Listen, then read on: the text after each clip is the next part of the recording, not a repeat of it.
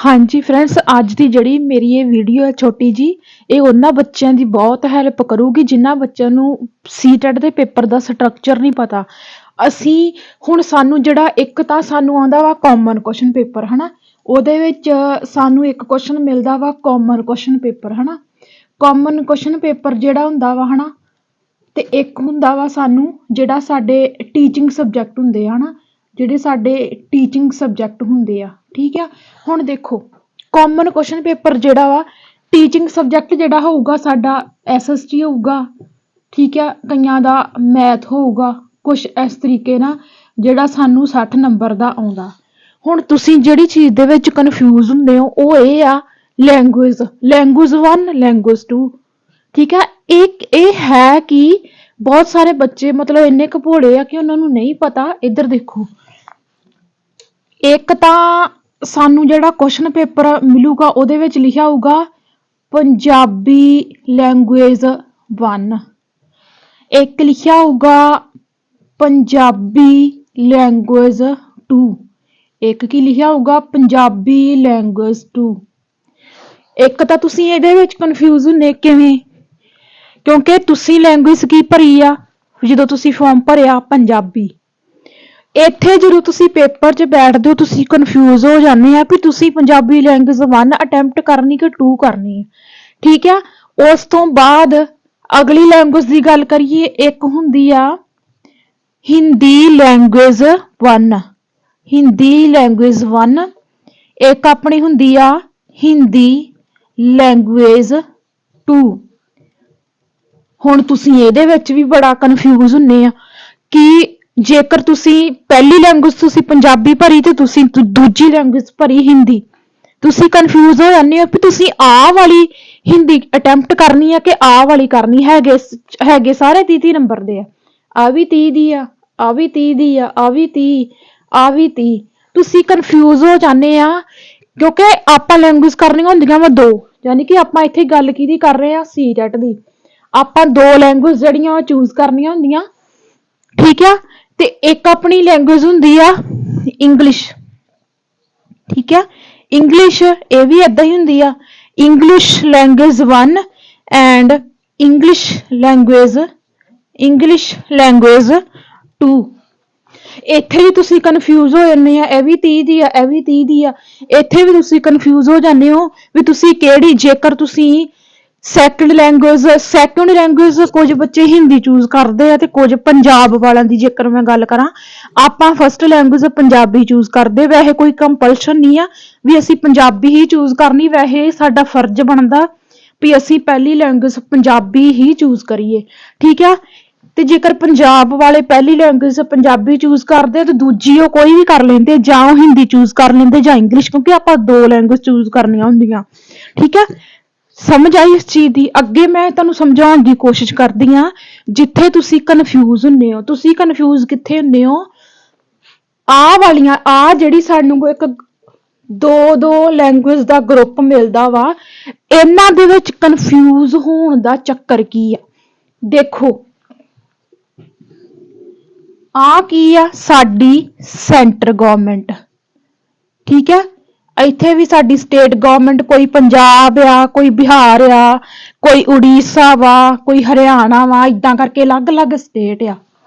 ਠੀਕ ਹੈ, ਆ ਤੇ ਹੋ ਗਈ ਸਾਡੇ ਕੋਲ ਸੈਂਟਰ ਗਵਰਨਮੈਂਟ ਜਿਹੜੀ ਸੈਂਟਰ 'ਚ ਬੈਠੀ ਆ, ਦਿੱਲੀ ਬੈਠੀ ਆ। ਠੀਕ ਆ, ਸਾਡੇ ਸਟੇਟ ਦੇ ਵਿੱਚ ਸਾਡੇ ਟੈਟ ਦੇ ਅਲੱਗ-ਅਲੱਗ ਪੇਪਰ ਆ ਤੇ ਸਾਡੇ ਸਟੇਟ ਦੇ ਵਿੱਚ ਮਦਰ ਟੰਗ ਜਿਹੜੀ ਅਲੱਗ-ਅਲੱਗ ਆ। ਜੇਕਰ ਮੈਂ ਇਹਨੂੰ ਪੰਜਾਬ ਮੰਨ ਕੇ ਚੱਲ ਲਾਂ ਤਾਂ ਸਾਡੀ ਮਦਰ ਟੰਗ ਕੀ ਹੈਗੀ ਆ ਪੰਜਾਬੀ, ਤੇ ਜ਼ਿਆਦਾਤਰ ਸਟੇਟ ਦੇ ਵਿੱਚ ਹਿੰਦੀ ਲੈਂਗੁਏਜ ਆ। ਬਿਹਾਰ ਹੋ ਗਿਆ ਹਨਾ, ਏਦਾਂ ਦੀਆਂ ਕਈ ਸਟੇਟ ਆ ਜਿਹੜੀ ਉਹਨਾਂ ਦੀ ਹਿੰਦੀ ਲੈਂਗੁਏਜ 1 ਆ। ਹੁਣ ਮੈਂ ਇੱਥੇ ਗੱਲ ਕਰਾਂ ਕਿ ਜਿਵੇਂ ਮੈਂ ਆਪਣੀ ਐਗਜ਼ਾਮਪਲ ਦੇ ਕੇ ਸਮਝਾਉਣੀ ਆ। ਦੇਖੋ ਮੈਂ ਕੀ ਕੀਤਾ, ਮੈਂ ਸੀਟੈਟ ਦਾ ਫਾਰਮ ਭਰ ਰਹੀ ਆ। ਮੈਂ ਕਿੱਥੋਂ ਬਿਲੋਂਗ ਕਰਦੀ ਆ, ਪੰਜਾਬ ਤੋਂ ਬਿਲੋਂਗ ਕਰਦੀ ਆ। ਠੀਕ ਆ, ਮੈਂ ਫਸਟ ਲੈਂਗੁਏਜ ਭਰੀ ਪੰਜਾਬੀ, ਯਾਨੀ ਕਿ ਜਿਹੜੀ ਮੇਰੀ ਪਹਿਲੀ ਭਾਸ਼ਾ ਵਾ ਉਹ ਕੀ ਆ, ਪੰਜਾਬੀ ਆ। ਸਮਝ ਲੱਗੀ। ਜੇਕਰ ਮੇਰੀ ਪਹਿਲੀ ਭਾਸ਼ਾ ਪੰਜਾਬੀ ਆ ਤੇ ਇੱਧਰ ਇੱਥੇ ਆ ਜਾਓ। ਮੰਨ ਲਓ ਇੱਥੋਂ ਕੋਈ ਬਿਹਾਰ ਦਾ ਬੱਚਾ, ਬਿਹਾਰ ਸਟੇਟ ਦੀ ਗੱਲ ਕਰ ਰਹੀ ਆ, ਬਿਹਾਰ ਸਟੇਟ ਨੇ ਵੀ ਸੀਟੈਟ ਦਾ ਪੇਪਰ ਦੇਣਾ, ਸਟੇਟ ਦੇ ਕਿਸੇ ਬੱਚੇ ਨੇ। ਹੁਣ ਉਹਦੀ ਫਸਟ ਲੈਂਗੁਏਜ ਪੰਜਾਬੀ ਨਹੀਂ ਆ, ਉਹਦੀ ਫਸਟ ਲੈਂਗੁਏਜ ਪੰਜਾਬੀ ਨਹੀਂ ਆ, ਉਹਦੀ ਫਸਟ ਲੈਂਗੁਏਜ ਕੀ ਆ? ਉਹਦੀ ਫਸਟ ਲੈਂਗੁਏਜ ਹੈਗੀ ਆ ਹਿੰਦੀ। ਹੁਣ ਇਹ ਬੱਚਾ ਕੀ ਕਰੂਗਾ? ਇਹ ਆਪਣੀ ਪਹਿਲੀ ਲੈਂਗੁਏਜ ਕਿਹਨੂੰ ਚੁਣੂਗਾ? ਆ ਵਾਲੀ ਨੂੰ।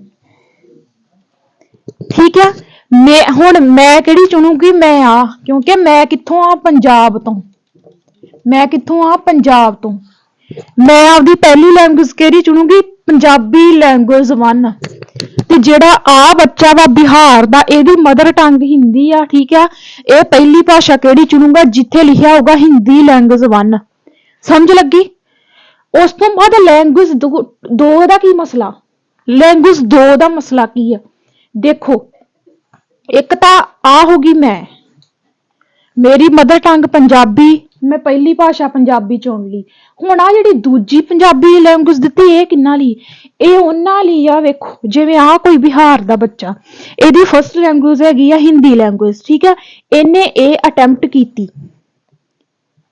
ਦੂਜੇ ਨੰਬਰ ਤੇ ਹੋ ਸਕਦਾ ਇਹਨੇ ਇੰਗਲਿਸ਼ ਵੀ ਚੂਜ਼ ਕੀਤੀ ਹੋਵੇ, ਦੂਜੇ ਨੰਬਰ ਤੇ ਹੋ ਸਕਦਾ ਇਹਨੇ ਪੰਜਾਬੀ ਚੂਜ਼ ਕੀਤੀ ਹੋਵੇ, ਕਿਉਂਕਿ 2 ਲੈਂਗੁਏਜ ਚੂਜ਼ ਕਰਨੀਆਂ।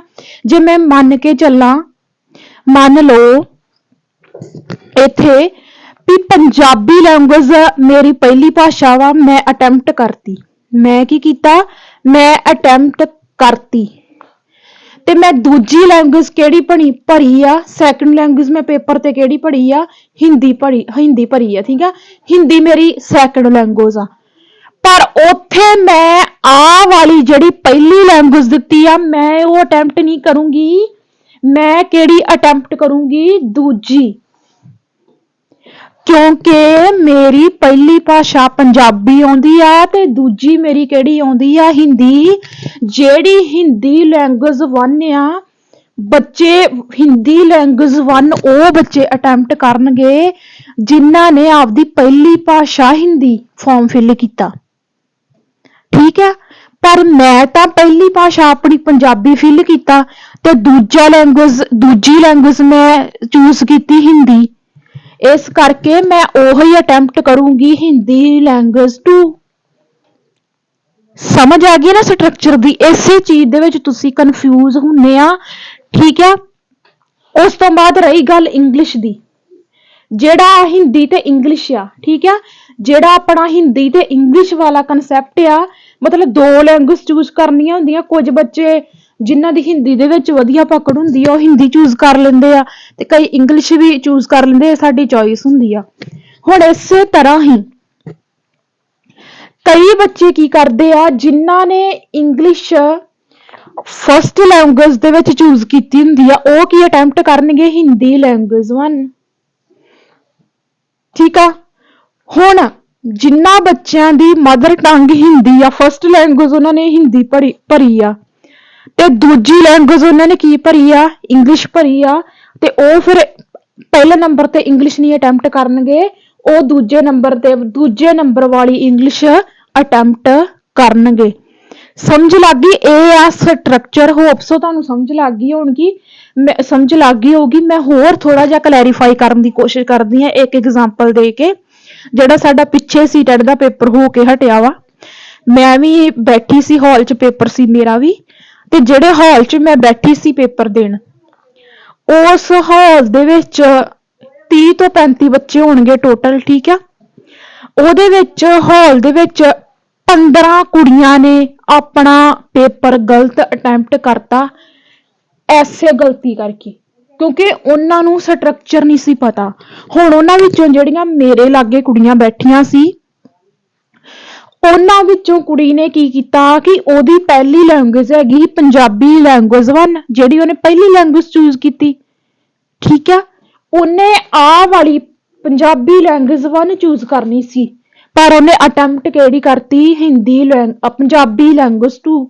ਉਹਨੇ ਪੰਜਾਬੀ ਲੈਂਗੁਏਜ 2 ਅਟੈਂਪਟ ਕਰਤੀ, ਜਦ ਕਿ ਇਹ ਉਹਨਾਂ ਨੇ ਕਰਨੀ ਸੀ ਜਿਨ੍ਹਾਂ ਨੇ ਪੰਜਾਬੀ ਲੈਂਗੁਏਜ ਦੂਜੇ ਨੰਬਰ ਤੇ ਰੱਖੀ ਆ। ਪਹਿਲੇ ਤਾਂ ਉਹਨਾਂ ਨੇ ਕੋਈ ਹਿੰਦੀ ਜਾਂ ਇੰਗਲਿਸ਼ ਰੱਖੀ ਆ। ਸਮਝ ਲੱਗ ਗਈ ਆ? ਇਹ ਆ ਸਟਰਕਚਰ। ਹੋਪਸ ਤੁਹਾਨੂੰ ਸਮਝ ਆ ਗਈ ਹੋਊਗੀ। ਠੀਕ ਆ, ਜੇ ਫਿਰ ਵੀ ਤੁਹਾਨੂੰ ਸਮਝ ਨਹੀਂ ਆਈ ਤਾਂ ਫਿਰ ਮੈਨੂੰ ਲੱਗਦਾ ਵੀ ਔਖਾ ਆ ਤੁਹਾਡਾ, ਹਨਾ। ਮਤਲਬ ਕਿ ਐਦੋਂ ਵਧੀਆ ਕਲੈਰੀਫਿਕੇਸ਼ਨ ਤੁਹਾਨੂੰ ਕਿਤੇ ਵੀ ਨਹੀਂ ਮਿਲਣੀ। ਸੀਟੈਟ ਦਾ ਸਟਰਕਚਰ ਸਮਝਣ ਦੇ ਵਿੱਚ ਜ਼ਿਆਦਾ ਪ੍ਰੋਬਲਮ ਕਿਹਨੂੰ ਆਉਂਦੀ ਆ? ਪੰਜਾਬ ਵਾਲੇ ਬੱਚਿਆਂ ਨੂੰ, ਕਿਉਂਕਿ ਸੀਟੈਟ ਦੇ ਪੇਪਰ ਦਾ ਸਟਰਕਚਰ ਸਾਡੇ ਪੀਐਸਟੈਟ ਵਾਲੇ ਪੇਪਰ ਨਾਲੋਂ ਜਮਾ ਹੀ ਵੱਖਰਾ। ਠੀਕ ਹੈ, ਯਾਨੀ ਕਿ ਇਹ ਸਾਡੀ ਮਦਰ ਟੰਗ ਤੇ ਕਰਦਾ ਵਾ, ਜਾਂ ਸਾਡੇ ਚੂਜ਼ ਕਰਨ ਤੇ ਡਿਪੈਂਡ ਕਰਦਾ ਵਾ ਕਿ ਅਸੀਂ ਪਹਿਲੀ ਲੈਂਗੁਏਜ ਕਿਹੜੀ ਭਰੀ ਆ ਤੇ ਦੂਜੀ ਕਿਹੜੀ ਭਰੀ ਆ। ਠੀਕ ਆ, ਤੇ ਇਸ ਚੀਜ਼ ਤੇ ਤੁਸੀਂ ਧਿਆਨ ਦੇ ਕੇ ਫਿਰ ਤੁਸੀਂ ਪੇਪਰ ਅਟੈਂਪਟ ਕਰਨਾ ਵਾ। ਸੋ ਜਿਹੜੇ ਬੱਚੇ ਮੈਸੇਜ ਕਰਦੇ ਸੀ ਜਿਨ੍ਹਾਂ ਨੂੰ ਨਹੀਂ ਸੀ ਪਤਾ ਲੱਗਦਾ ਕਿ ਸੀਟੈਟ ਦੇ ਲੈਂਗੁਏਜ ਦੇ ਵਿੱਚ ਕੀ ਸਿਸਟਮ ਹੁੰਦਾ ਵਾ, ਇਹ ਸਾਰਾ ਸਿਸਟਮ ਹੁੰਦਾ ਵਾ। ਹੋਪਸ ਤੁਹਾਨੂੰ ਸਮਝ ਲੱਗ ਗਈ ਹੋਊਗੀ। ਠੀਕ ਆ, ਅੱਗੇ ਵਾਸਤੇ ਤੁਸੀਂ ਕਨਫਿਊਜ਼ ਨਹੀਂ ਹੋਣਾ। ਜੇਕਰ ਹੋਰ ਵੀ ਤੁਹਾਡੀ ਕੋਈ ਪ੍ਰੋਬਲਮ ਹੈਗੀ ਆ, ਕਿਤੇ ਕੋਈ ਏਦਾਂ ਦਾ ਪੁਆਇੰਟ ਜਿਹੜਾ ਸਮਝ ਨਹੀਂ ਆਇਆ, ਕਮੈਂਟ ਕਰਕੇ ਦੱਸ ਦਿਓ। ਠੀਕ ਆ, ਤੇ ਤੁਹਾਡੀ ਉਸ ਚੀਜ਼ ਦਾ ਵੀ ਮੇਰੀ ਕੋਸ਼ਿਸ਼ ਹੁੰਦੀ ਆ, ਕੋਈ ਵੀ ਕਮੈਂਟ ਆਉਂਦਾ ਤੇ ਮੈਂ ਉਹਦਾ ਰਿਪਲਾਈ ਜ਼ਰੂਰ ਕਰਦੀ ਹੁੰਦੀ ਆ। ਜੇ ਕੋਈ ਬੱਚਾ ਕੁਝ ਪੁੱਛ ਰਿਹਾ ਹਨਾ, ਤੇ ਤੁਸੀਂ ਜਿਹੜਾ ਵਾ ਹੋਪਸ ਪਤਾ ਲੱਗ ਗਿਆ ਹੋਊਗਾ। ਫਿਰ ਵੀ ਕੋਈ ਏਦਾਂ ਦਾ ਪੁਆਇੰਟ ਆ ਜਿਹੜਾ ਸਮਝ ਨਹੀਂ ਆਇਆ, ਤੇ ਉਹਨੂੰ ਤੁਸੀਂ ਕੀ ਕਰਨਾ ਵਾ, ਉਹਨੂੰ ਤੁਸੀਂ ਕਮੈਂਟ ਕਰਕੇ ਮੈਨੂੰ ਪੁੱਛ ਲੈਣਾ ਤੇ ਤੁਹਾਡਾ ਰਿਪਲਾਈ ਜਿਹੜਾ ਵਾ ਕੀਤਾ ਜਾਊਗਾ। ਵੀਡੀਓ ਨੂੰ ਤੁਸੀਂ ਸ਼ੇਅਰ ਕਰ ਦੇਣਾ ਵਾ, ਕਿਉਂਕਿ ਕਾਫੀ ਸਾਰੇ ਬੱਚਿਆਂ ਨੂੰ ਸੀਟੈਟ ਦੇ ਲੈਂਗੁਏਜ ਦੇ ਵਿੱਚ ਪ੍ਰੋਬਲਮ ਆ, ਸਟਰਕਚਰ ਸਮਝ ਨਹੀਂ ਆਉਂਦਾ, ਤਾਂ ਕਿ ਸਾਰਿਆਂ ਦਾ ਭਲਾ ਹੋ ਸਕੇ, ਸਾਰਿਆਂ ਨੂੰ ਇਸ ਚੀਜ਼ ਦੀ ਸਮਝ ਲੱਗੇ। ਵੀਡੀਓ ਵਧੀਆ ਲੱਗੀ ਤਾਂ ਲਾਈਕ ਕਰਿਓ। ਠੀਕ ਆ, ਤੇ ਸ਼ੇਅਰ ਜ਼ਰੂਰ ਕਰਿਓ, ਸ਼ੇਅਰ ਕਰਨਾ ਨਾ ਭੁੱਲਿਓ। ਸਤਿ ਸ਼੍ਰੀ ਅਕਾਲ ਸਾਰਿਆਂ ਨੂੰ।